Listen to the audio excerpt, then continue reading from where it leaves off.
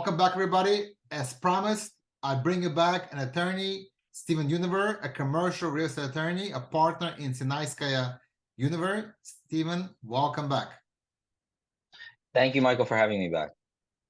Our pleasure. We talk about very practical things here on this podcast. Very practical things for somebody who is looking to buy or lease a property for commercial use. And also, if you want to sell property, also there's some pitfalls that you should watch out for. Let's continue with buying a property for commercial use.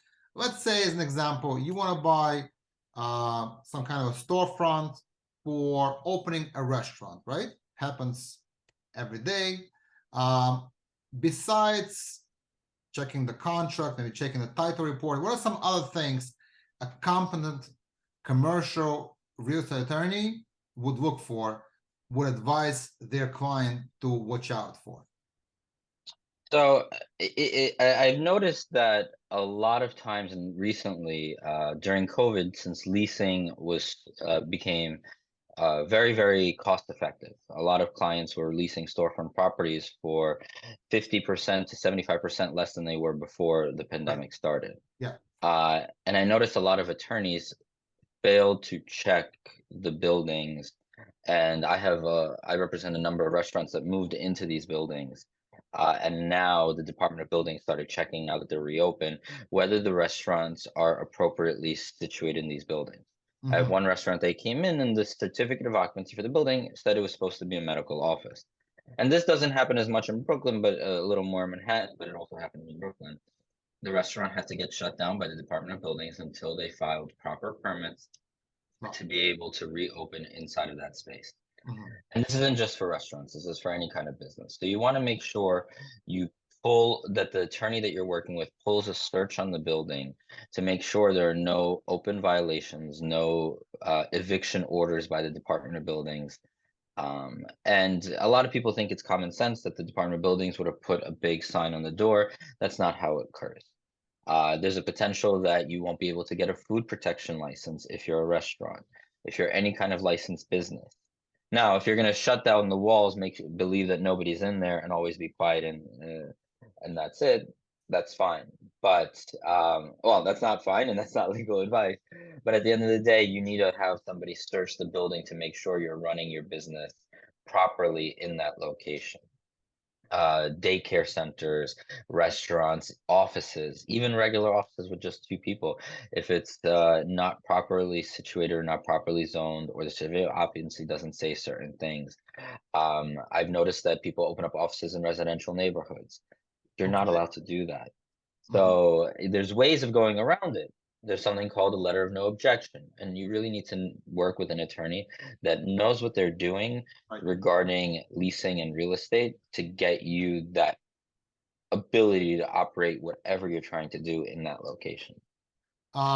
These are golden words, Stephen, and what you're saying comes from experience. That's what's important to hire an attorney that does commercial real estate for number of years, has seen all such cases, because you have seen with your own 2 eyes what happens if a restaurant goes into a location where they're not supposed to be there from the get-go. So you can pre-envision the problems, the potential pitfalls.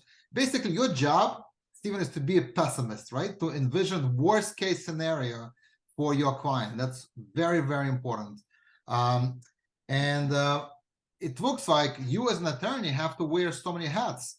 You have to wear a hat almost as of an architect, an expediter, a food inspection specialist, because even if you don't do it yourself as an architect, you point your client in the right direction. Maybe your client should go to an architect before they buy a property to check something. Maybe they should go to an expediter or somebody who deals with restaurants or food inspection certificates and all that, correct? So, and I think this is a common theme in our conversations, Michael, where I always say the most important thing is relationships. So if you go to an attorney or any kind of professional that's trying to help you, and you ask them, listen, I need advice on this, and they say, I don't know, this is for a lawyer, and then you ask them for a recommendation, they say, I don't know, go find one. That's the kind of person you definitely don't want to work with. Correct. I'm not an accountant. I'm not an architect. I don't pretend to be, and I will never give you advice on that. Right. I can give you the legal advice on what would happen if one thing is wrong or the other. But then I work with a number of architects, accountants, and as I always say, interview every single one of the professionals you're going to hire. You want to make sure you're comfortable with the person's knowledge base and the person's relationship with the community and the person's relationship with understanding your business. Well, the one person we're comfortable with is Stephen Yuniver, a commercial real estate attorney, a participating member in the JurisQ.com.